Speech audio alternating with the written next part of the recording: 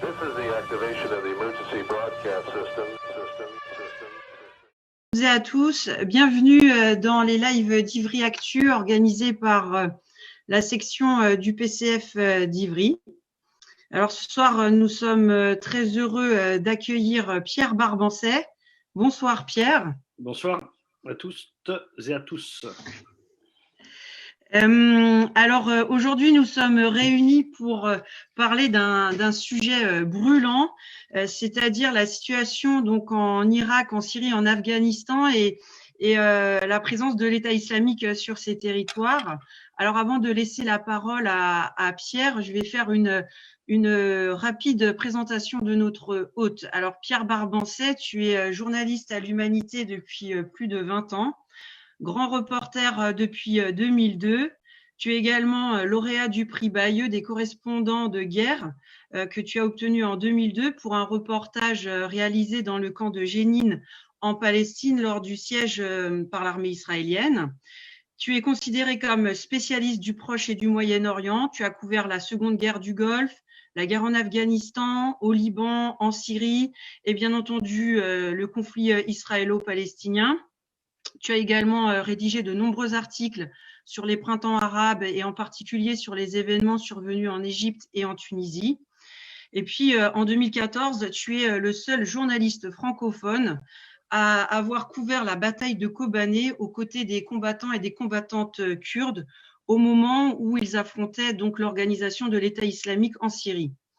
En tant que journaliste, tu as également apporté ta contribution à différents ouvrages comme grand reporter de guerre entre observation et engagement dans les instantanés de l'histoire en 2012, mais aussi dans l'ouvrage Quel État pour quelle Palestine, publié chez l'Harmattan en 2011. Alors vraiment, Pierre, je tiens à te remercier sincèrement d'avoir accepté de participer à notre événement. La dernière fois qu'on avait eu le plaisir de t'accueillir à Ivry, c'était lors de la soirée de soutien et de solidarité à Salah Hamouri, notre ami et compatriote. Et donc aujourd'hui, on est réunis pour parler d'un sujet assez brûlant, compliqué et complexe, donc qu'on a intitulé Irak, Syrie, Afghanistan, où en est l'État islamique. Alors, je vais juste recontextualiser un tout petit peu le sujet de façon à permettre à nos amis sur Facebook et Instagram de savoir un petit peu ce qu'on souhaite aborder aujourd'hui. Donc, c'est une région du monde qui vit la guerre et l'oppression depuis des décennies. L'instabilité donc qui y règne, le manque d'informations aussi sur le sujet, mais également les différents acteurs influents sur le terrain rendent assez complexe la compréhension des conflits et tendent surtout à nous en éloigner, d'autant plus que la position de la France n'est pas forcément toujours très claire sur le sujet. Donc parallèlement à cela, évidemment, on constate que l'Europe et la France est régulièrement confrontée aux attentats qui tuent des civils et pour la plupart, ils sont revendiqués par l'État islamique. Donc, de fait, cette organisation est devenue l'ennemi affiché de la France et elle est présentée comme étant l'organisation à combattre et l'organisation responsable donc des conflits dans la région. Alors, peut-être rappeler que l'État islamique a quand même essuyé des défaites, notamment celle de Kobané et son retrait de Raqqa. Du coup, est-ce qu'on peut considérer que l'État islamique s'affaiblit ou au contraire, est-ce que donc sa présence aujourd'hui se traduit différemment? Et comment toi, Pierre, en tant que journaliste, tu analyserais en fait la présence de l'État islamique en Irak, en Syrie et en Afghanistan?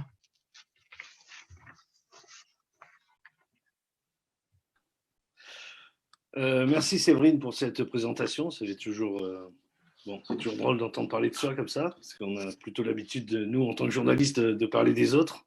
Et j'ai un peu voué ma vie de journaliste à parler des autres, à essayer de voir ce qu'ils sont, ce qu'ils deviennent. Parce que je crois que c'est ça qui nous intéresse. Et effectivement, je pense que tu as raison, vous avez raison d'avoir organisé ce type de débat pour essayer d'y voir un petit peu plus clair, parce que c'est jamais complètement évident. D'abord, pour comprendre d'où vient l'État islamique, en fait, d'abord. peut-être le départ. L'État islamique, en fait, est né sur, en quelque sorte, les décombres de l'intervention américaine en Irak en 2003, à une époque où on parlait beaucoup d'Al-Qaïda, l'organisation de Ben Laden, qui régnait sur plusieurs pays. Mais contrairement, justement, c'est une des grandes différences, contrairement à Al-Qaïda, l'État islamique n'a pas décidé simplement de faire des actions, mais de construire un territoire, de construire en fait ce qu'ils ont appelé un califat, ce qui est une gradation en fait dans l'organisation islamique internationale. Donc, encore une fois, c'est né sur l'intervention américaine en 2003 qui a complètement cassé la société irakienne en réalité, sous prétexte d'évincer Saddam Hussein du pouvoir. C'est toute une société, les façons de vivre de société et les équilibres existants qui ont été totalement détruits.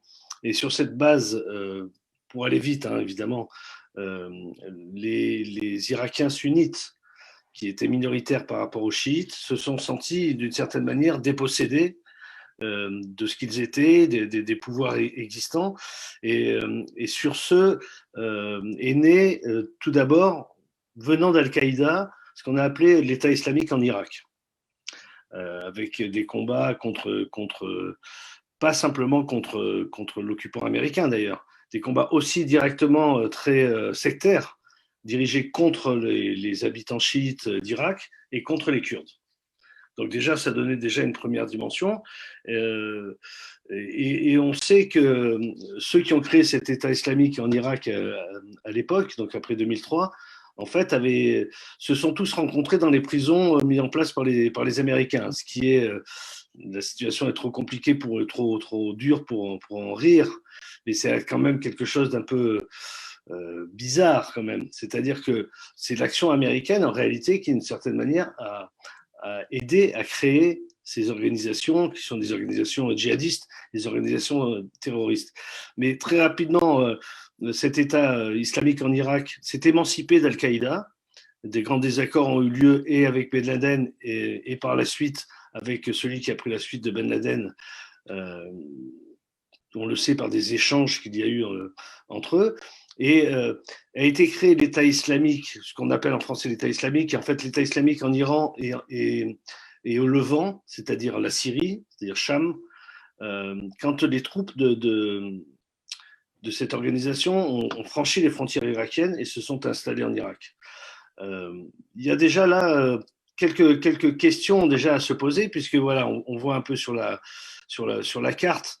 En fait, un petit peu au nord de Bagdad, et au nord-ouest de Bagdad, il y avait beaucoup de zones sunnites. Donc, il y avait Tikrit, qui était la ville natale de Saddam Hussein.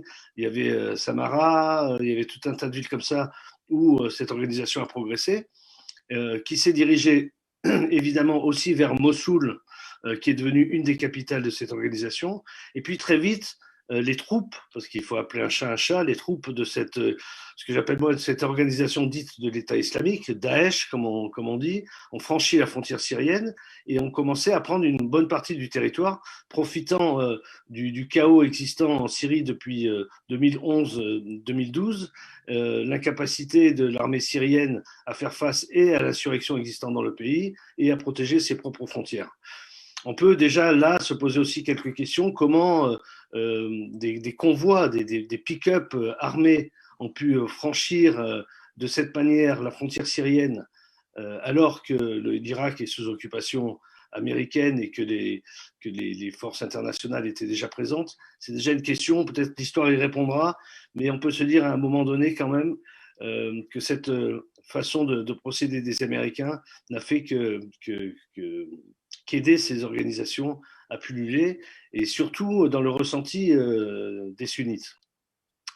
Donc ils se sont installés à Raqqa, qui est devenue leur deuxième capitale, et où très très vite ils ont montré ce qu'ils étaient. C'est-à-dire, contrairement à Al-Qaïda, ce que je disais au début, ils ont voulu s'installer, créer un califat, c'est-à-dire qu'il n'y avait pas simplement des hommes en armes, mais ils ont mis en place des administrations civiles, c'est-à-dire pour gérer la vie des habitants.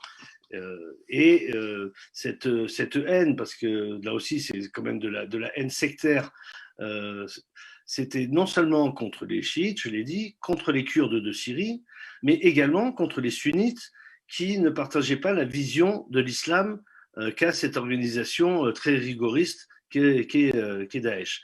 Et donc, on le sait, je pense que tout le monde a vu les images un petit peu partout, des exactions, des meurtres, comment les femmes ont été traitées, obligatoirement obligées de porter le hijab ou de rester à la maison, c'est-à-dire, encore une fois, un islam très rigoriste qui n'est pas la lecture de tous les musulmans, qui, à mon avis, de toute manière, est très, très minoritaire, que ce soit en Irak, en Syrie ou partout dans le monde.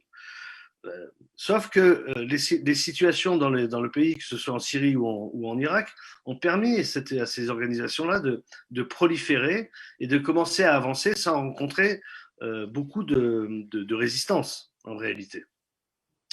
Jusqu'à ce que cet État islamique, Daesh, avance vers les Kurdes.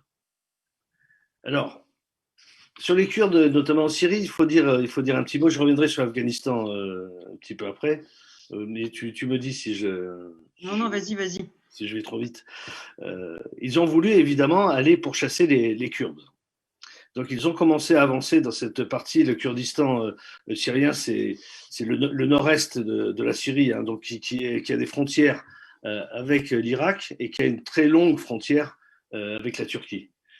Et là, les choses se sont passées un peu différemment. Pourquoi ? Pour deux raisons essentielles. La première, c'est que après les soulèvements de 2011 en Syrie, il y a eu une incapacité, encore une fois, du pouvoir central syrien à affronter tous les fronts qui se présentaient à eux, et le front kurde en étant un. Et Bachar el-Assad a préféré non pas pactiser, mais faire une espèce d'accord d'intervention contre les Kurdes pour pouvoir plutôt s'occuper de ce qui se passait dans le reste du pays, notamment vers la Takiye, vers Idlib, vers Hama et vers Homs. Les Kurdes, eux, se sont organisés, non pas parce qu'ils étaient contents du régime de Bachar el-Assad. Les Kurdes ont énormément subi, notamment par rapport à leur culture, par rapport à la non-reconnaissance de leur culture, de leur langue, etc., et voire même des fois apatrides. Mais surtout parce que le Conseil national syrien, qui était censé représenter l'opposition au pouvoir central à Damas, a refusé de reconnaître le fait kurde dans ce qui était un peu son programme pour l'après Bachar el-Assad, s'il y avait une chute du régime. Ce qui a amené les Kurdes, notamment avec leur parti majoritaire qui est le Parti démocratique kurde, le PYD, à s'organiser eux-mêmes. Et quand les troupes de Daesh sont arrivées et ont commencé à prendre les premiers villages autour de la ville de Kobané, ils se sont très vite organisés. Non pas que la bataille a été facile, parce que j'ai pu le constater moi-même, puisque tu as rappelé que j'ai été à Kobané, donc c'était il y a 4 ans maintenant, quasiment à la même époque d'ailleurs, où le Daesh a énormément avancé. Ils ont d'abord commencé à prendre tous les villages autour de Kobané, et puis moi, quand j'ai pu entrer dans cette ville de Kobané, il restait une des dernières poches en réalité dans la ville.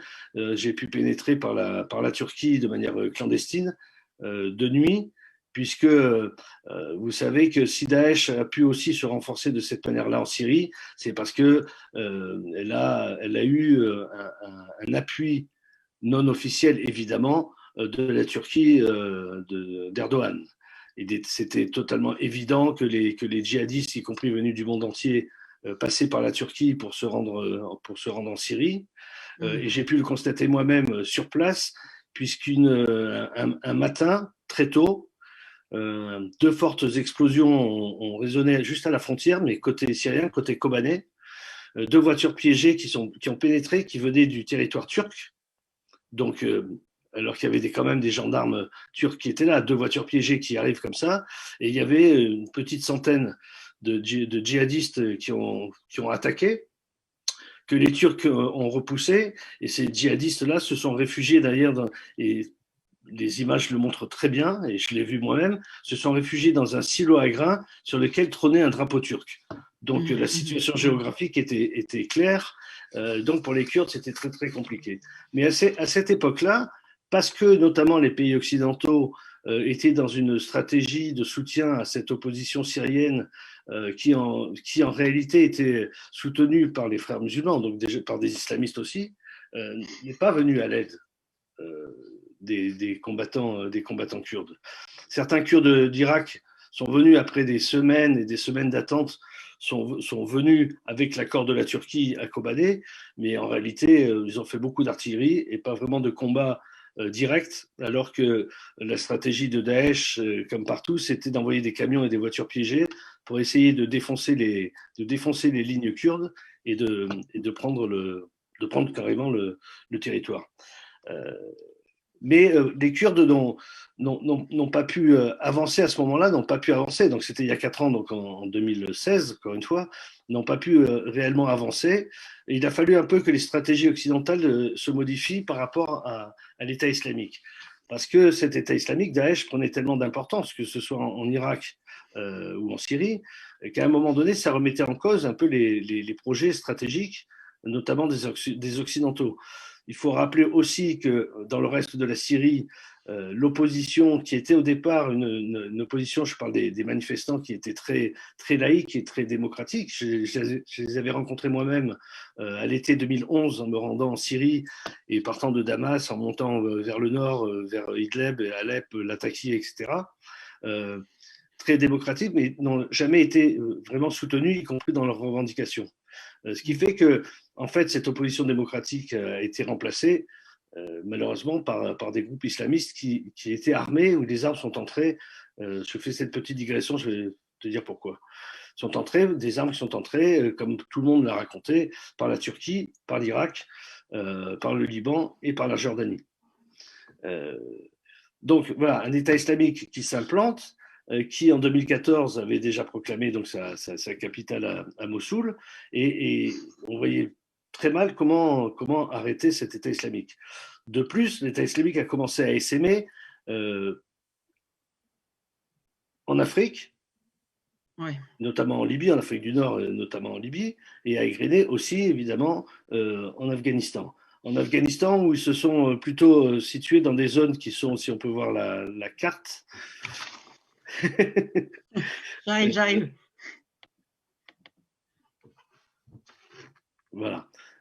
Donc parce qu'il y a l'Iran au milieu, mais bon, pour les djihadistes, bouger d'un côté de l'autre, c'est pas vraiment un problème. Donc ils se sont retrouvés en Afghanistan, mais plutôt complètement à l'est, vers les frontières pakistanaises, puisque au Pakistan, notamment dans ce qu'on appelle les zones tribales, il y a un certain nombre d'organisations, de groupes islamistes et djihadistes qui sont venus leur prêter main forte. Et donc, ils se sont aussi implantés en Afghanistan, mais ils se sont retrouvés aussi en confrontation en fait, avec les talibans. Dont la grande différence entre les talibans et cet État islamique, et non pas dans la lecture même, parce que les talibans ont aussi une lecture très rigoriste du Coran, qui s'apparente à celle des salafistes, mais plutôt sur les moyens de faire. C'est-à-dire que les talibans ont un programme ou une stratégie très nationale qui ne cherche pas à aller ailleurs dans d'autres pays que l'Afghanistan, mais un programme pour l'Afghanistan proprement dit, puisque eux-mêmes ont proclamé le califat islamique en Afghanistan, dans les frontières de l'Afghanistan actuel, alors que, contrairement à ça, l'État islamique dans cette zone veut exporter évidemment sa vision, et en plus de manière très très violente, c'est-à-dire qu'il n'y a aucun respect pour les populations civiles, il n'y a aucun respect, donc encore moins pour les femmes, et donc c'est une façon très très violente de vouloir imposer leur pouvoir. Alors, Pierre, je peux te poser une question? En fait, parce qu'à un moment donné, là, tu as abordé la situation un peu complexe en Syrie, où notamment tu évoquais le fait qu'il y avait les Occidentaux qui étaient amenés à devoir un peu réagir pour contrer l'État islamique. Mais justement là-dessus, est-ce que tu pourrais un peu nous en dire plus? Parce que c'est vrai que c'est difficile de s'y retrouver, puisque d'un côté, comme tu l'as dit, on voit bien que la Turquie joue un rôle pas très nette en soutenant Daesh. D'un autre côté, on a les forces kurdes qui sont soutenues par les États-Unis et l'Union européenne, mais on a aussi l'armée syrienne de Bachar el-Assad qui, elle, a un soutien de la Russie avec Poutine, mais aussi indirectement avec l'Iran. Mais du coup, comme l'Iran se mêle au conflit, bah, du coup, Israël aussi. Enfin, je te vois rigoler, mais c'est vrai, ça devient un peu compliqué pour essayer de s'y retrouver. Et surtout pour savoir finalement, est-ce que, en fait, au final, ce conflit a une issue, quoi, parce que c'est compliqué de trouver un processus de paix. On a l'impression, avec tous ces acteurs qui sont en même temps mêlés au conflit. Alors, oui, tu as raison. Moi, comme on dit, j'ai le nez dans le guidon. J'ai l'impression, voilà, ces questions-là, je les traite tous les jours et je lis énormément sur ces questions-là et puis je vais là-bas. C'est vrai que c'est très compliqué parce que peut-être qu'avant la chute des pays socialistes, avant la chute du mur et avant la chute de l'Union soviétique en 91, peut-être qu'il y avait une vision plus simple, ce qui ne veut pas dire complètement juste d'ailleurs, mais c'était la guerre froide, il y avait deux camps qui s'opposaient. Et donc on savait plus ou moins qui était dans quel camp, et on savait qui étaient les bons, qui étaient les gentils, ou qui étaient les gentils, qui étaient les bons. Qui étaient les bons et les méchants, pardon, et qui étaient les méchants et qui étaient les bons. Évidemment que les choses sont beaucoup plus complexes aujourd'hui, et que des pays peuvent se retrouver dans le même camp s'agissant d'une question, et peuvent se retrouver complètement opposés s'agissant d'une autre.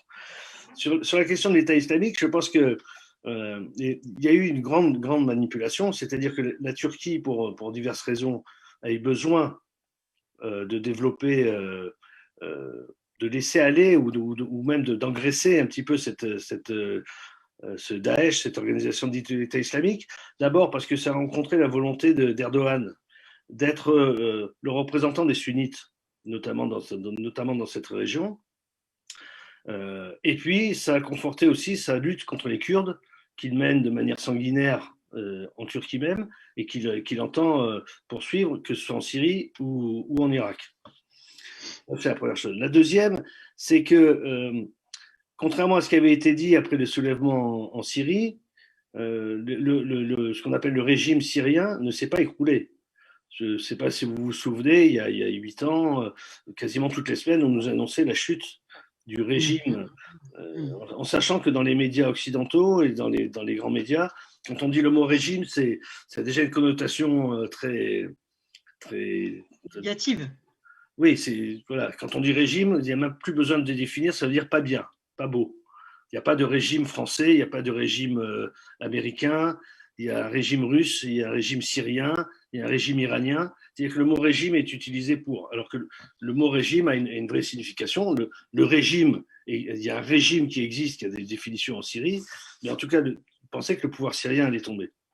Ce qui ne s'est pas produit, qui a failli se produire, effectivement, tellement les attaques étaient fortes, mais qui ne s'est pas produit, notamment parce que la Russie s'en est mêlée à l'automne 2015 et a décidé d'intervenir. La Russie est intervenue sur la base d'accords passés auparavant entre l'URSS même et la Syrie, et aussi parce que la Russie possède 2 bases militaires sur la Méditerranée, qui est la seule porte sur la Méditerranée que possède la Russie, ce qui est un enjeu stratégique vraiment énorme. Se greffent là-dessus, évidemment, les pays du Golfe, donc, qui sont les Wahhabites, qui ont une vision pas très très lointaine d'ailleurs de l'islam que celle de Daesh. La seule différence, c'est que ces monarchies, ces pétromonarchies étant au pouvoir, elles n'ont pas besoin de régner exactement de la même manière, mais ils ont aidé, ils ont conforté cet État islamique jusqu'à ce que, comme souvent, la marionnette se retourne contre le père. J'aime bien dire que Pinocchio se révolte contre Geppetto, en général. C'est un peu ce qui s'est passé. Pour l'Iran, évidemment,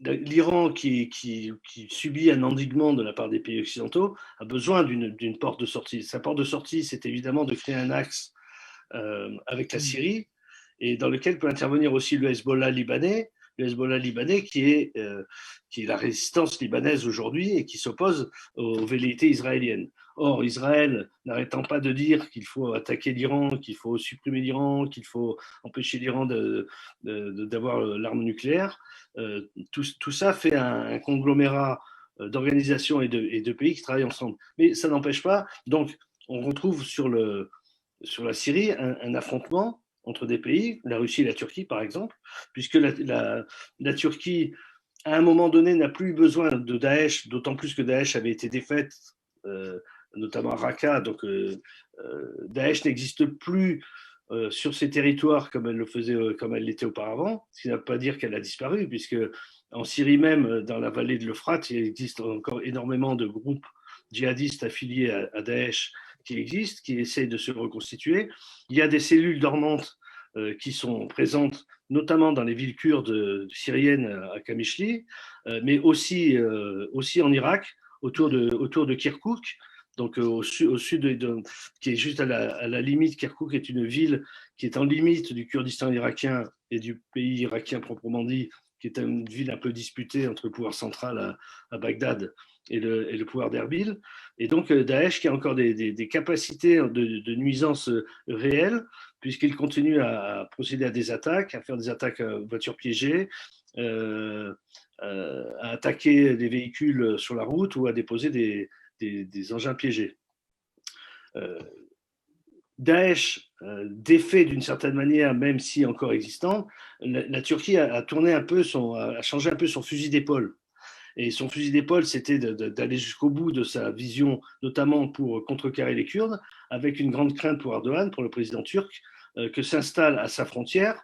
C'est une frontière qui fait plus de 500 km quand même, que s'installe une fédération kurde, ou enfin en tout cas une entité kurde. Et donc, ce qu'il a refusé. Donc, il y a eu 3 invasions successives turques en Syrie, et à chaque fois pour empêcher en réalité que s'installe une véritable continuité kurde depuis la frontière irakienne à l'est jusqu'à la ville d'Afrin. Donc, leur idée, c'était d'empêcher qu'il y ait une continuité d'abord, et par la suite, ça c'était la première intervention, donc en allant sur Afrin, qui est plus à l'ouest. Et donc, je ne sais pas si on le voit sur la carte. Alors, vous voyez, Kobané, c'est un peu à l'est de Kobané, donc à droite de Kobané, et à gauche de Kobané, Afrin, pardon. Et donc, d'empêcher qu'il y ait une continuité entre Afrin, Kobané et plus à l'est, la grande ville de Komishli. Donc, ce que les Turcs sont arrivés à faire. Et après, ils sont réintervenus entre Kobané et Komishli, encore une fois, pour couper aussi ces cantons kurdes, encore une fois, pour empêcher qu'il y ait l'installation d'une administration autonome kurde. Ce qu'il faut savoir aussi, c'est que la contradiction occidentale sur ces questions-là est que, au début, ils n'ont absolument pas soutenu les Kurdes, parce qu'ils considéraient que les Kurdes étaient plutôt dans le camp de Bachar el-Assad. Ça, c'est la première chose. La deuxième, c'est qu'ils ont très vite compris que si les Kurdes ont pu résister de cette manière-là, notamment à Kobané, c'est parce qu'ils ont reçu l'aide de leurs camarades du Parti des travailleurs du Kurdistan, le PKK, organisation créée par Abdullah Öcalan, qui est aujourd'hui en prison en Turquie depuis plus de 20 ans maintenant, qui est en prison, et que des milliers de combattants du PKK sont venus combattre. Je les ai vus moi-même à Kobané, des combattants absolument extraordinaires, des guerrieros qui ont une expérience de la guérilla terrible et un projet politique très fort. Ce ne sont pas simplement des combattants armés, ce sont aussi des militants politiques. À tel point, je les ai vus, par exemple, c'est certains combattants qui avaient 15 ans d'expérience derrière eux dans les montagnes kurdes de Turquie, venir combattre là et se trouver sous les ordres de jeunes femmes de 19 ans, kurdes de Kobané, qui donnaient les ordres dans des affrontements qui ressemblaient parfois à des affrontements dignes de la guerre 14-18, c'est-à-dire dans des tranchées avec des militants de Daesh qui attaquaient et les combattants kurdes en train de les recevoir à coups de fusil à pompe pour les empêcher de passer et d'entrer dans la ville de Kobané. C'était terrifiant, mais c'était assez extraordinaire d'héroïsme. Je dis ça parce que le PKK est encore aujourd'hui sur la liste des organisations terroristes de l'Union européenne, que la France a encore rappelé il y a quelques semaines que le PKK était une organisation terroriste. Or, la première grande défaite qu'a subie Daesh, c'était à Kobané, en janvier 2017, et que cette victoire, elle doit aussi beaucoup à l'arrivée des combattants du PKK, et pas seulement là. Donc les Kurdes ont été aidés en fait à ce moment-là, quand ils ont vu que bon, Daesh avait été défait sur ce front-là et qu'il y avait une autre carte à jouer. Les Kurdes aussi ont une carte à jouer pour essayer d'établir leur autonomie administrative. Et donc, on créait, donc c'était à ce moment-là, à l'époque, c'était ce qu'on appelait les YPG, c'est-à-dire les unités de défense kurdes. Et il y avait aussi, puisque j'ai cité ces jeunes femmes de 19 ans qui étaient les chefs de bataillon, qui étaient des YPJ, donc c'était les combattantes kurdes, ont décidé de créer, parce que dans les cantons qu'ils administrent se trouvent aussi des populations arabes, mais pas simplement arabes, il y a des Arméniens, il y a des Syriaques, des Turkmènes, ont décidé de créer ce qu'ils ont appelé les forces démocratiques syriennes, c'est-à-dire des troupes qui rassemblaient des combattants arabes, turkmènes, arméniens, syriaques et kurdes. Donc c'est assez contradictoire, peut-être qu'on y reviendra tout à l'heure, y compris la position de la France, de dire que le PKK est une organisation terroriste et dans le même temps de dire qu'ils soutiennent les forces démocratiques syriennes. Mais ouais, justement, Pierre, parce que là, ça fait 1 heure qu'on échange déjà, le temps passe hyper vite. Ouais. Sur la question. Comment ? Une demi-heure. Ah, pardon, 1/2 heure. Ah là là, c'est moi, je suis trop stressée avec ma montre. Non, pardon. Du coup, sur la question des Kurdes, parce que donc d'ailleurs demain tu vas publier une double page dans le journal L'Humanité et je vous invite toutes et tous à acheter l'UMA pour lire les articles de Pierre. Mais justement sur la question des Kurdes. Est-ce que aujourd'hui, le fait que justement la Turquie essaye de démanteler l'organisation kurde, est-ce que en fait aujourd'hui ils sont un peu en train de battre en retraite et leur projet du Rojava est en train de tomber à l'eau ou pas vraiment parce que là aussi sur cette question-là, on n'a pas forcément énormément d'éléments pour apprécier la situation. Alors, d'abord, il faut savoir que, parce que tu as cité le mot de Rojava, il faut savoir que les Kurdes divisent le Kurdistan historique qui est sur 4 pays aujourd'hui. En Iran. Attends, je mets la carte. Oui. donc, bon, on voit pas bien le Kurdistan, mais le Kurdistan, en fait, va en Syrie, donc au-dessus de Kobané, en Turquie, en Irak, donc le nord de l'Irak, et la partie ouest de l'Iran. Donc ils ont donné des noms. Et Rojava, en fait, ça veut dire le Kurdistan de l'ouest. Oui. D'accord. Le Kurdistan d'Irak, c'est le Kurdistan du sud. En Turquie, c'est le Kurdistan du nord. Et en Iran, c'est le Kurdistan de l'est. Donc Rojava, ça signifie Kurdistan de l'ouest. Donc ils ont ce projet qui est d'une autonomie administrative. Mais évidemment, pour mettre en place ce projet, ils doivent tenir compte des réalités sur le terrain et des réalités géopolitiques. Je pense qu'ils ne sont pas dupes de l'attitude américaine, puisque les Américains se trouvent dans cette zone au nord-est de la Syrie, donc dans une partie qui est administrée par les Kurdes. Ils savent bien que les Américains ont aussi le PKK sur leur liste terroriste.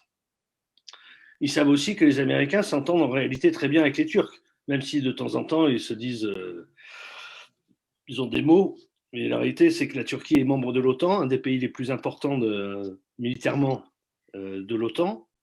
Donc les Américains ne veulent absolument pas se fâcher avec les Turcs. D'ailleurs, à tel point que quand les Turcs ont fait leur 2e ou 3e invasion de la Syrie en 2019, les Américains se sont avant retirés des zones.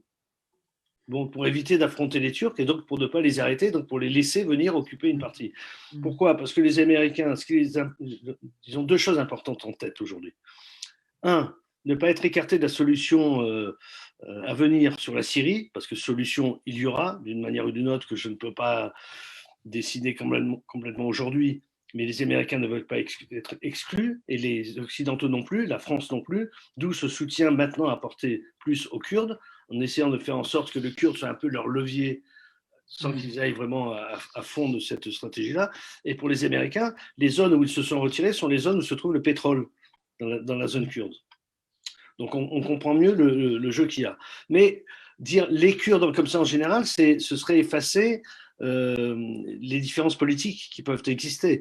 Évidemment, il y a la culture kurde, mais il y a surtout ce projet que partagent ensemble le PKK en Turquie, le PYD en Syrie, un peu le parti de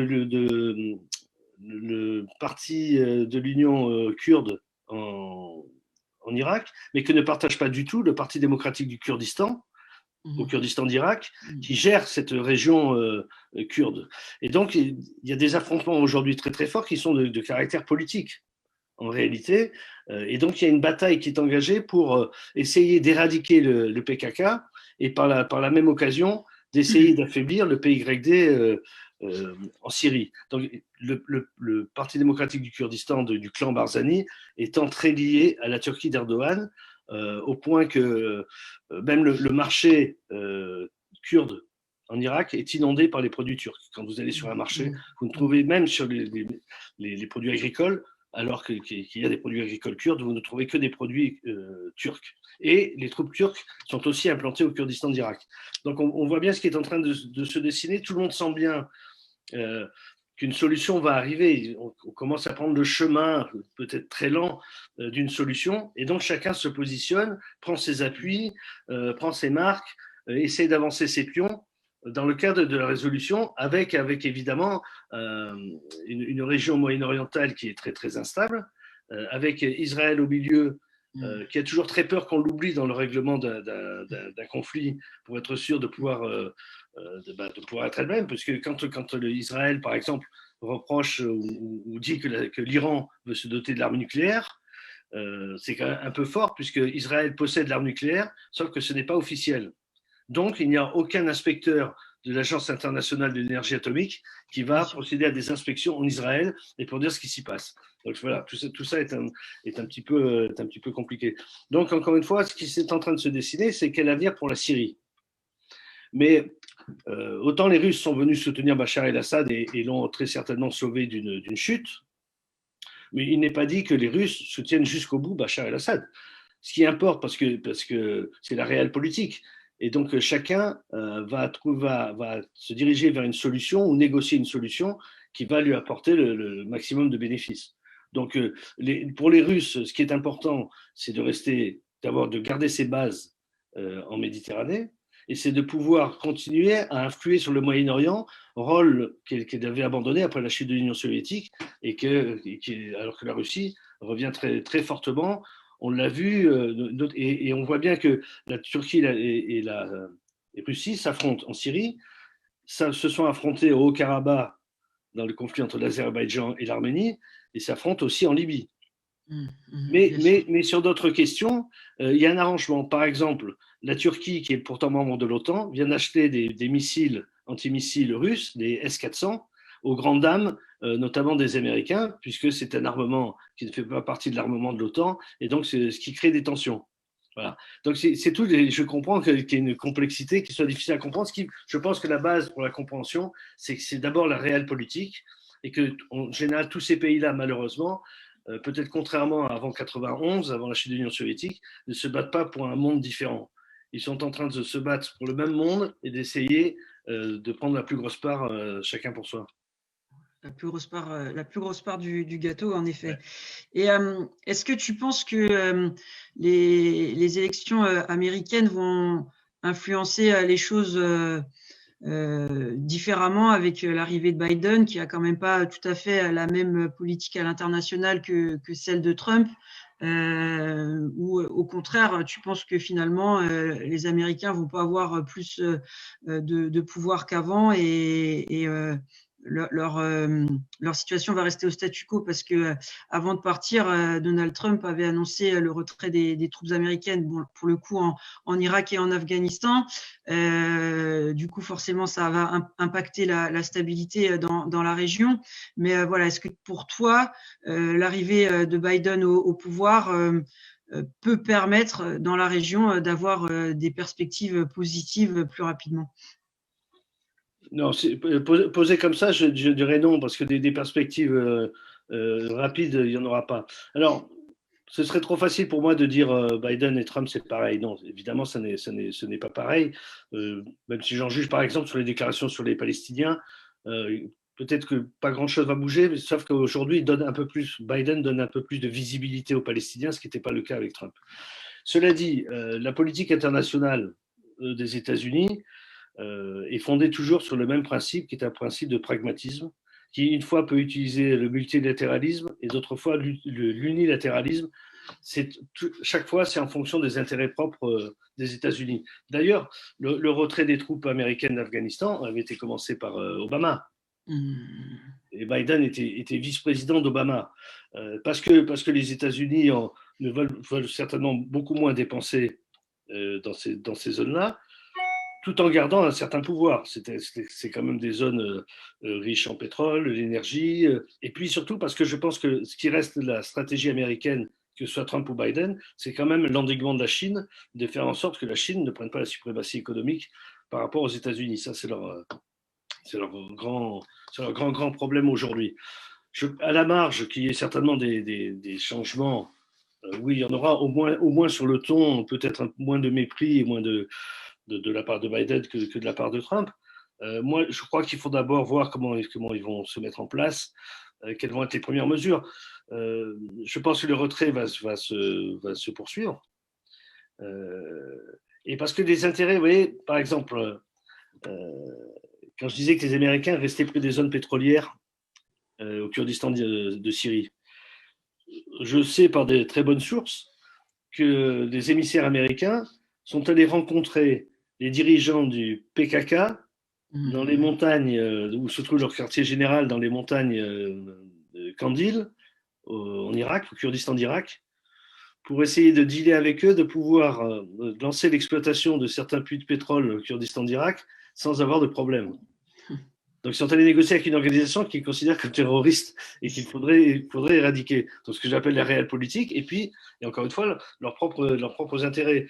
Donc, je pense que le retrait américain va d'autant plus se poursuivre, ce qui ne veut pas dire retrait total, hein, soyons bien clairs. Les forces spéciales américaines vont rester sur place, des bases militaires vont rester sur place, avec le nombre de personnel évidemment réduit, mais par rapport aux dépenses, les États-Unis vont compter beaucoup plus sur l'OTAN, donc sur la contribution militaire et financière des pays membres de l'OTAN, dont la France. Et puis, il faut savoir que les États-Unis ont déjà quasiment dealé un accord avec les talibans, c'est-à-dire que pour se retirer, ils ont négocié avec les talibans que les talibans ne les attaquent pas, ne les attaquent plus. Ce qui montre le pragmatisme américain, puisqu'ils sont intervenus en Afghanistan se disant pour éradiquer les talibans.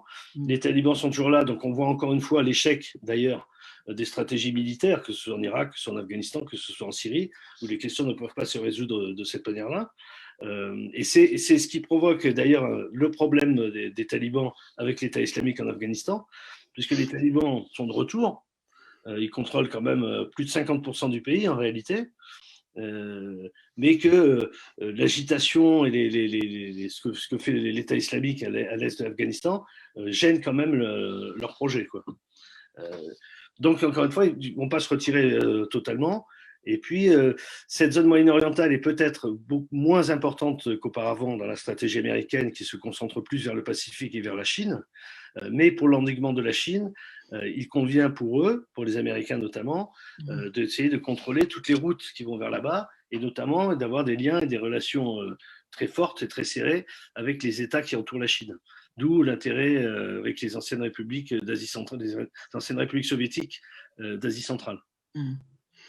Mais du coup, Pierre, en t'écoutant, on ne peut que constater que les populations, les civils sont les grands oubliés de tout cela. Et la guerre civile en Syrie c'est peut-être arrêtée, mais les migrants sont toujours, enfin les Syriens sont toujours sur les routes, deviennent des migrants et l'avenir de ces pays reste assez sombre puisque on peut pas non plus, comment dirais-je, ne pas prendre en considération que toute force progressiste n'existe pas, que les intellectuels sont partis, que en fait il reste sur place des personnes finalement qui n'ont pas d'autre choix que de rester sur place. Et donc même s'il y a un processus de paix qui débouche derrière, on se retrouvera quand même dans des situations de crise très fortes. Malheureusement, c'est évidemment d'abord les peuples qui subissent en premier, les civils, mais les peuples qui subissent, c'est ceux qu'on n'écoute jamais. Je rappelais tout à l'heure, moi j'avais rencontré tous ces gens en 2011, à l'été 2011 en Syrie, qui manifestaient, etc. etc. Il faut savoir qu'il y avait un jeu de dupes, par exemple, dans la ville d'Hérat, qui est une ville au sud de la Syrie, proche de la frontière jordanienne. Les manifestations étaient dirigées par des progressistes et la police et l'armée de Bachar el-Assad a d'abord tué ces dirigeants progressistes-là et un vide qui a été remplacé par les islamistes. Donc il y a une espèce de jeu de dupes qui s'est fait. Les Occidentaux, complètement dirigés vers leur projet à eux, c'est-à-dire de la chute du régime de Bachar el-Assad, ne se sont pas intéressés à ces progressistes-là, pour qui l'enjeu était la construction d'une nouvelle Syrie laïque et démocratique, qui passait très certainement par le départ de Bachar el-Assad, mais dont l'objectif premier n'était pas de dire le régime doit tomber. C'était d'abord d'essayer de négocier, de faire avancer un certain nombre de choses. Parce que je rappelle que, bien sûr qu'il y a eu ce qu'on a appelé les printemps arabes, mal nommés à mon avis, mais il y a eu les printemps arabes, qui ont commencé d'ailleurs il y a 10 ans avec l'immolation de Mohamed de Bouazizi, Sidi Bouzid en Tunisie. Ça va faire 10 ans le 17 décembre. Mais les revendications premières en Syrie étaient des revendications très sociales. Parce que quand en 2000, Bachar el-Assad a remplacé son père qui venait de décéder, a pris le pouvoir, il a été très vite adoubé par les pays occidentaux, par Jacques Chirac, par Nicolas Sarkozy, alors que les opposants progressistes, communistes étaient déjà pourchassés en Syrie, étaient déjà en prison. Ça ne les gênait absolument pas à ce moment-là. On ne parlait pas du boucher de Damas quand on le recevait à Paris au défilé du 14 juillet. Par contre, ce qu'on voulait, c'est que la Syrie, qui est un grand pays, avec une culture et une histoire et une importance géostratégique et géoéconomique évidente, notamment par lesquelles pourraient passer des pipelines avec du gaz et du pétrole, etc. On voulait que la Syrie reste dans leur giron. Et on ne trouvait rien à redire quand la politique est devenue néolibérale en Syrie. C'est-à-dire une politique néolibérale qui s'est traduite par quoi ? Par des privatisations, qui s'est traduite par l'arrêt de subventions aux produits de première nécessité, qui s'est traduite par des constructions de mosquées comme jamais, et aggravée par 6 années de sécheresse auparavant. Donc au départ, c'est sur ça. Donc évidemment que la réponse du pouvoir syrien a aidé à transformer ça sur autre chose, mais surtout ça a été un terreau pour d'autres organisations beaucoup plus islamistes, et qui ont été beaucoup plus soutenus en réalité par les Occidentaux que ne l'ont été les progressistes de la première heure. Donc ça, c'est un problème. En Irak, évidemment que les choses se posent de manière un petit peu différente. D'ailleurs, on le voit puisqu'il y a des manifestations qui ont lieu tous les vendredis, qui ont repris tous les vendredis, notamment de la jeunesse irakienne à Bagdad, mais pas simplement à Bagdad, qui réclament le départ des troupes américaines, mais qui réclament aussi une autre façon de vivre. Au Liban, exactement de la même manière, qui en ont marre du confessionnalisme, qui en ont marre de cette opposition qu'on fait entre les différentes religions qui peuvent exister, ou même au sein de l'islam entre sunnites et chiites. Et on voudrait expliquer en fait aujourd'hui tous ces affrontements existants entre des affrontements religieux, comme étant des affrontements religieux ou des affrontements entre sunnites et chiites, ce qui est peut-être un des paramètres, mais qui n'est pas le paramètre principal, absolument pas. J'en veux pour preuve le fait que l'Azerbaïdjan, par exemple, qui est un pays chiite, au même titre que l'Iran, n'a pas été soutenu par l'Iran dans la dernière guerre au Haut-Karabakh. L'Iran a été plus du côté arménien. Donc la question religieuse, vous voyez, c'est comme on disait pour l'Irlande du Nord, quoi. C'était pas, oui, bien sûr, il y avait des catholiques et des protestants face à face, mais le problème était un problème de colonisation, d'occupation et un problème de libération. Donc, qu'il y ait un paramètre religieux dedans, oui. Mais, et donc, c'est tout ça le problème. Le problème, c'est que les organisations vraiment progressistes ont été éradiquées dans tous ces pays pendant des années et des années. Et que les seules voies qui continuaient à exister, c'était les voies islamistes aussi, parce qu'elles passaient notamment par les mosquées et qu'elles étaient financées par les pays du Golfe, alors que les organisations progressistes, notamment après 1991, ont perdu tout soutien des pays socialistes. Complètement. Non, mais tout à fait. Et du coup, Pierre, j'avais une petite question un peu subsidiaire, mais après on peut revenir évidemment au sujet. Mais toi, du coup, comment tu fonctionnes en tant que journaliste quand tu te rends à l'étranger, au cœur des conflits? Tu as donc des relais, tu as des partenaires, tu travailles avec des associations, des organisations. Enfin, voilà, comment c'est un petit peu le back-office de ton job? Est-ce qu'il faut révéler tout ça? Non, je plaisante. Non, mais de Non, façon un peu succincte. Non, bon, la première chose, c'est que je bosse pour l'UMA. Je ne bosse pas pour le Figaro ou pour Libé ou pour Le Monde. Non pas que ce sont des journaux que je respecte, et puis j'ai beaucoup d'amis, de confrères, de consoeurs dans ces médias, et dans l'audiovisuel aussi, évidemment. Mais peut-être que nous, on est plus intéressés, non pas qu'on soit meilleur que les autres, on est peut-être plus intéressé par la compréhension de ce qui se passe et par le mouvement des choses. Et oui, parce qu'on a un parti pris qui est celui de la libération humaine. Et donc d'essayer de s'intéresser, enfin moi personnellement, ce que j'essaie de faire, c'est de sortir la politique à travers la vie des gens. C'est-à-dire de donner non pas de faire des grands articles qu'on appelle, nous, en rigolant à l'UMA, qu'on appelle des articles marxistes-lénifiants, mais essayer de faire de la politique à travers le vécu des gens. Donc de comprendre ce qui se passe, pourquoi c'est arrivé, qu'est-ce qu'ils vivent, et quoi demain. Et d'essayer, je dis encore une fois. Donc ça, c'est le but premier. Et puis, parce qu'on est l'UMA, parce qu'on a une histoire, parce qu'on est un journal progressiste, on a évidemment des contacts avec les progressistes, avec les partis communistes, pas tout le temps, mais avec les organisations syndicales, avec des associations progressistes, qui nous ouvrent la voie vers ça, pour essayer de rencontrer des gens qui nous donnent un coup de main, et avec lesquels on est en confiance, parce que vous savez que ça devient de plus en plus compliqué de se déplacer, notamment dans ces pays, parce que le journaliste vaut beaucoup d'argent maintenant quand il est enlevé. Donc il faut être en confiance. En Syrie, il y avait 4 journalistes français que je connais bien, qui venaient de Turquie, qui sont entrés en Syrie, qui ont été convoyés, qui devaient rejoindre, je pense, des groupes armés contre le pouvoir de Bachar, et qui ont été vendus à des groupes islamistes, et qui sont restés, je ne sais plus combien de temps, otages, et qui auraient pu y passer, en fait. Donc moi, je sais que quand je travaille avec des organisations progressistes ou avec des communistes, je sais que je vais être en confiance. Et puis voilà, et puis c'est essayer de toucher ces questions dont on parle un peu moins dans les médias, quoi.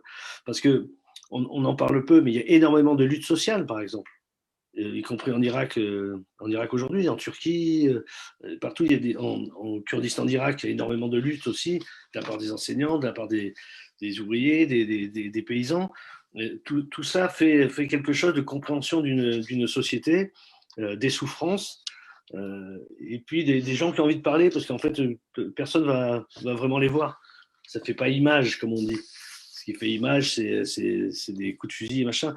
Mais c'est aussi important d'être des fois avec les combattants, comme je l'ai fait à Kobané, comme je l'ai fait dans le camp de réfugiés de Jenin avec les Palestiniens, comme j'ai pu le faire dans d'autres endroits.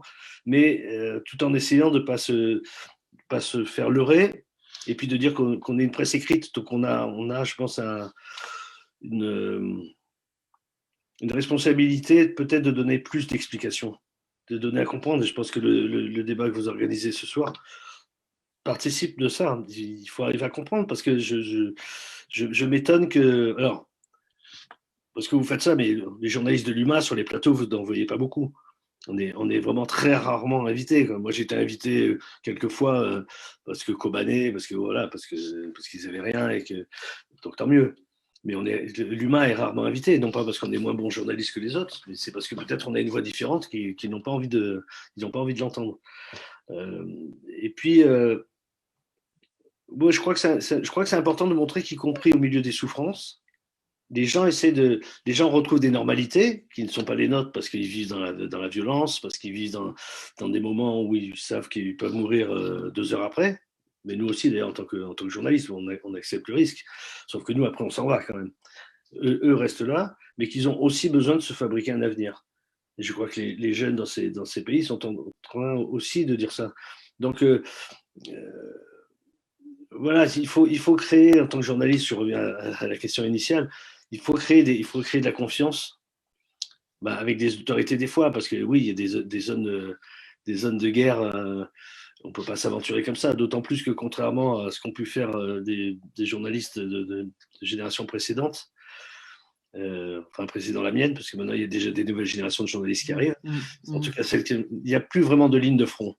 C'est-à-dire qu'on peut bouger d'un endroit à un autre et en fait se retrouver dans l'autre camp sans le savoir. Et donc voilà. Et donc là, tout peut arriver. Donc après, c'est l'expérience. C'est un peu la tchatch, comme on dit, ou alors c'est bon, autrement, c'est fini. Et voilà, il faut savoir être en confiance avec les gens, avoir un peu d'humilité, puis avoir envie de les rencontrer surtout. Avoir envie de leur donner la parole, essayer de comprendre qui ils sont, et de savoir qu'on n'est pas le centre du monde d'ailleurs. Oui. Et moi, j'ai une question un peu qui me brûle les lèvres en t'écoutant. Est-ce qu'une fois, tu as vraiment cru que c'était la fin, que ce soit à Gaza ou à Kobané ou ailleurs? Est-ce que un jour tu t'es dit, ça y est, c'est la fin, là, je suis dans un bourbier, je vais pas m'en sortir en tant que journaliste? Vraiment. D'abord, bon, on se dit toujours quand on arrive quelque part, on se dit toujours, bon, enfin, on se le dit pas trop, parce que si on se dit ça, après on est tétanisé, on fait rien, quoi. Je me souviens avant la guerre en 2003 en Irak, quand je suis arrivé à Bagdad. En plus, j'étais arrivé le jour de mon anniversaire. Et je me suis dit, tiens, super anniversaire, mais je ne sais pas quand est-ce que je vais ressortir du chaudron. Bon. Et puis après, comme on bosse, les choses se font. Non, où j'ai eu vraiment très très peur, c'était à Kobané. Parce qu'on s'est retrouvé, comme je disais tout à l'heure, dans une poche. Et en fait, cette poche s'est rabougrie au fur et à mesure. Et là, les combats se sont énormément rapprochés. La nuit, ça tirait dans tous les sens et pas simplement à l'arme automatique. C'était vraiment du mortier, c'était des canons, etc. Et voilà, là, on a remis les gilets pare-balles, on a remis nos casques, nos sacs, sans savoir en fait ce qu'on devait faire. Donc, on est resté un peu les bras ballants en réalité. Il était évident qu'on ne pouvait pas aller vers la frontière turque. Donc, en fait, on était complètement coincés, quoi. Donc, il a fallu qu'on compte sur le courage et l'héroïsme des combattants kurdes. Ouais. Ouais, ça a payé, donc c'est ça l'essentiel. Autrement, faut pas le débat. Ouais, exactement. Et peut-être quand même, parce qu'on n'a pas trop eu l'occasion d'en parler pendant le débat, est-ce que tu vois au sein de la jeunesse, en particulier peut-être en Irak, parce que c'est là où on voit qu'il y a des manifestations, qu'il y a des démonstrations et qu'il y a une volonté d'un autre avenir. Est-ce que tu as l'impression que la jeunesse porte quelque chose, revendique? Est-ce que tu penses que y a des choses qui peuvent naître de ces jeunes qui s'expriment? Oui, bien sûr. De toute façon, si on compte pas sur la jeunesse, je ne sais pas comment l'avenir va s'écrire. Alors, ce qui est intéressant, alors, en Syrie, c'est compliqué aujourd'hui parce que la guerre est encore présente et rien n'est vraiment réglé. Mais je trouve que ce qui se passe, pour prendre deux exemples, la Syrie et l'Irak et le Liban, je trouve ça quand même très très intéressant parce que c'est une remise en cause de l'État existant. C'était existant où on voudrait dire tu es chiite, tu es sunnite, tu es kurde, tu es chrétien, etc., etc. Et au Liban, c'est pareil, ils veulent remettre en cause le système confessionnel. Et ça, je trouve que c'est très, très porteur. Et ça rejoint d'une certaine manière, d'ailleurs, le combat des Kurdes, qui dans les cantons qu'ils administrent, font en sorte que tout le monde soit représenté à sa juste, que tout le monde soit représenté, que toutes les communautés soient représentées, que ce soit kurdes, arabes, syriaques, arméniennes, etc., et que les hommes et les femmes soient représentés à égalité aussi. Et donc peut-être que c'est ça aussi à dire. Après, quel type de société vont-ils bâtir? C'est déjà intéressant d'essayer de déblayer tout ça, qui dirige les uns contre les autres ou qui fait des blocs les uns contre les autres, et de réclamer autre chose. Je pense peut-être que c'est ça la modernité. C'est pas une modernité occidentale comme on voudrait le croire. C'est une modernité qui se bâtit avec l'histoire et la culture d'un pays, en se disant que tous les gens de ce pays sont un et devraient être indivisibles, quelle que soit leur façon de penser les choses. Mais le mouvement du monde aujourd'hui, malheureusement, mais même en Europe, en France, comme on essaie de nous dresser les uns contre les autres, qu'on soit musulman, qu'on soit juif, qu'on soit chrétien, qu'on soit athée ou non-croyant comme moi, par exemple, on essaie de diviser les gens de cette manière-là.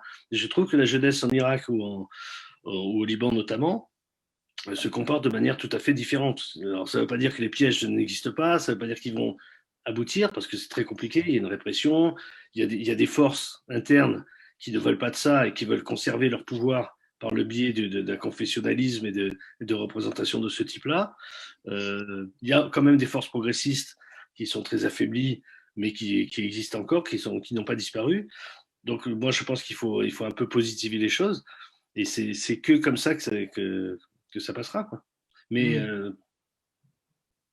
tout passera par la lutte, et ça, c'est ce que les jeunes ont compris d'ailleurs. Oui, tout à fait. Et c'est ce qu'on voit d'ailleurs aussi dans d'autres pays. Tu as évoqué le Liban, mais je pense qu'on peut citer aussi la Palestine, ce qui se passe. On voit aussi que la jeunesse s'exprime et se positionne. Pardon, juste un petit mot. Et que je disais, il y a des pièges peuvent exister, des choses trappes peuvent exister. Je vais me rendre bientôt en Tunisie là, pour les 10 ans de la chute de Ben Ali. C'est en janvier la chute de Ben Ali, mais bon, tout a commencé un peu en Tunisie.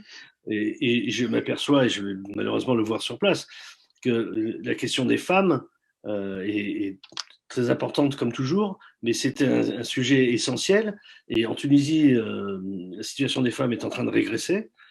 Dans les discussions qui ont lieu, les négociations qui ont lieu entre le gouvernement afghan et les talibans, la question des femmes est aussi centrale, mais elle l'est aussi en Irak, elle l'est en Syrie. Irak et Syrie qui étaient quand même deux pays laïques et où l'islamisme a fortement progressé, quoi. Oui, tout à fait. L'islam politique, pas les croyances.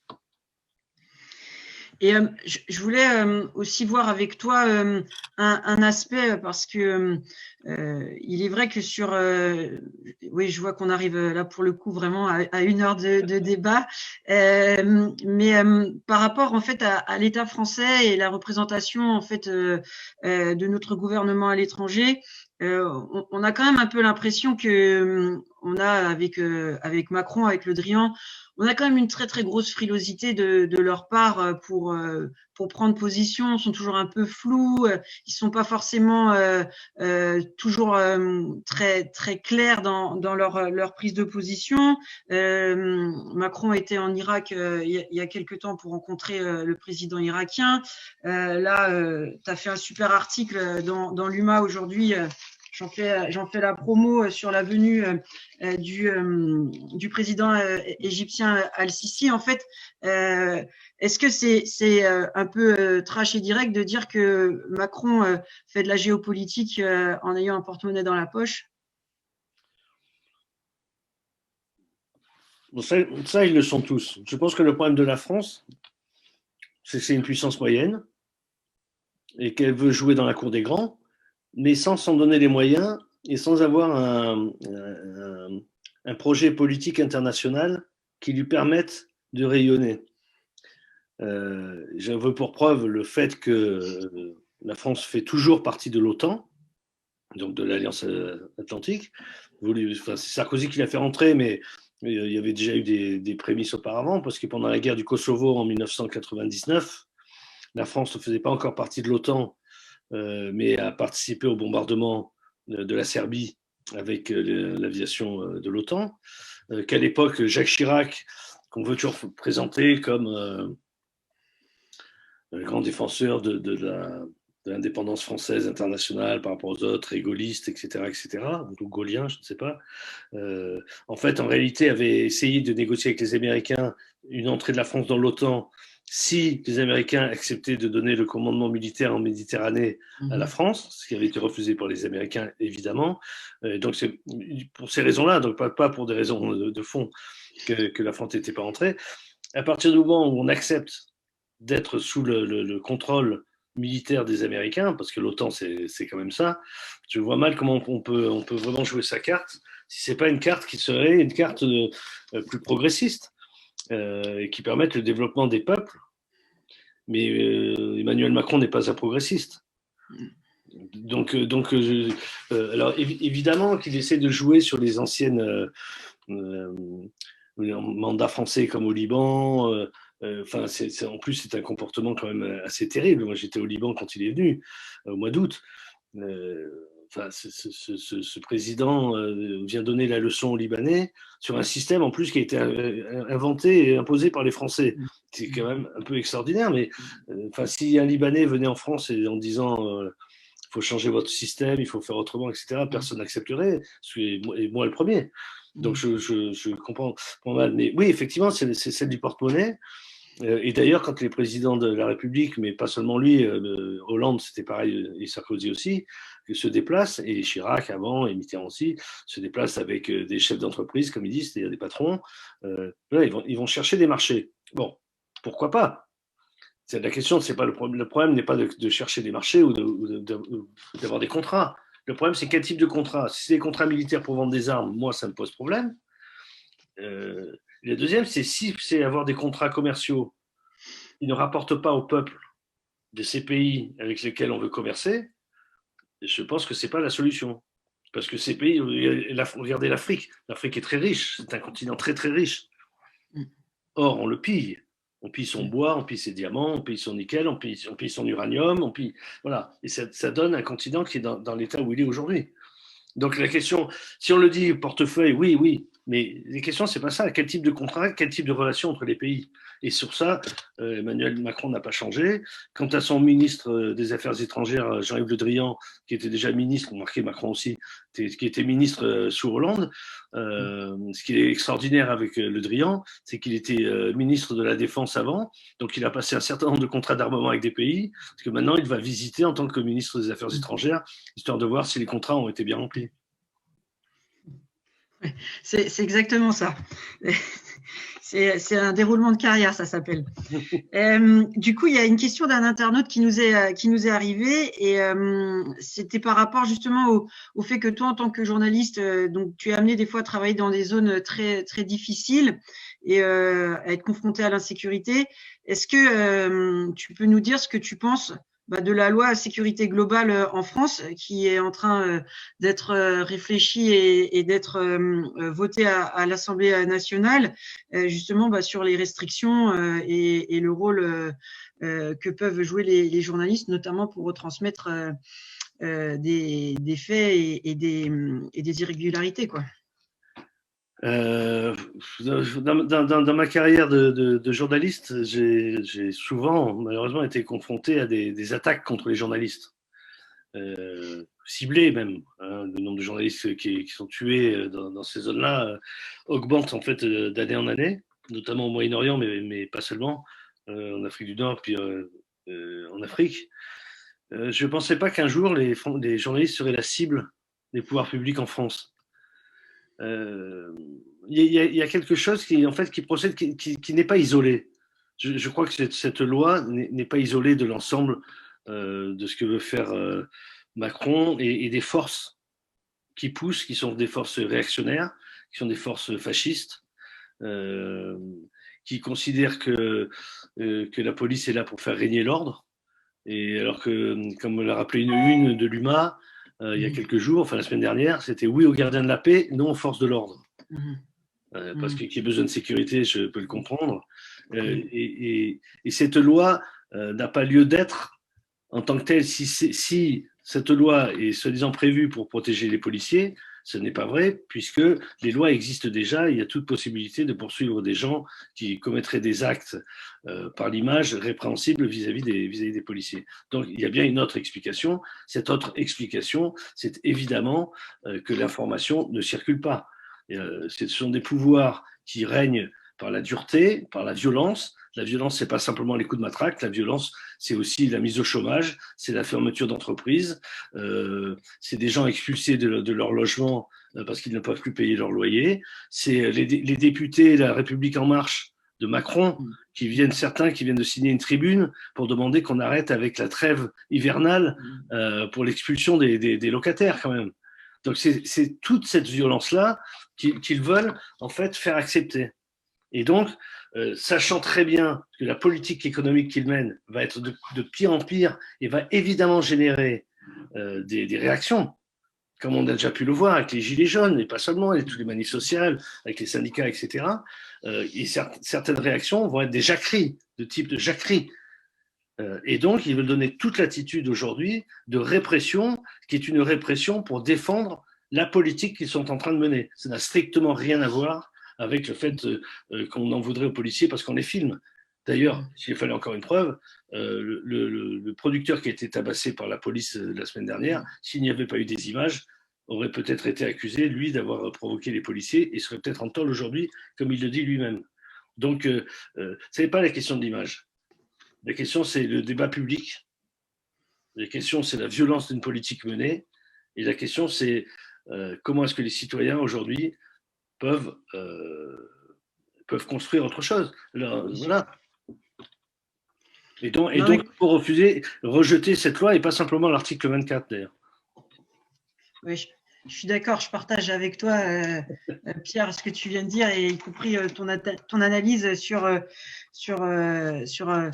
situation actuellement. Du coup, Pierre, je crois qu'on est arrivé au bout de notre interview et de notre entrevue. Peut-être avant de nous quitter, faire la promo de l'UMA parce que c'est un super journal. Moi, j'y suis abonné depuis très très longtemps et je vous invite à l'acheter ou à vous abonner. Peut-être aussi donner rendez-vous aux internautes pour le prochain live qui aura lieu la semaine prochaine au même endroit et à la même heure sur l'économie sociale et solidaire en présence de Sylvie Mayer, donc qui est représentante de la commission ESS au sein du PCF et aussi en présence de Aurélien Denas qui est conseiller municipal à Malakoff. En tout cas, Pierre, mille merci d'avoir pris du temps avec nous. Mille merci pour tes explications, toujours très précises et très claires. Et puis, j'espère que toi aussi, tu auras passé un agréable moment avec nous en partageant tes expériences et tout ton savoir.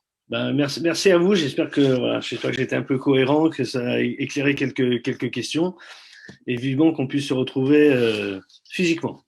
Oui, tout à fait, à la fête de l'UMA ou ailleurs dans les débats ou n'importe les expos. En tout cas, merci à toi, Pierre. Bonne soirée à tous. Merci. Bonsoir tout le monde.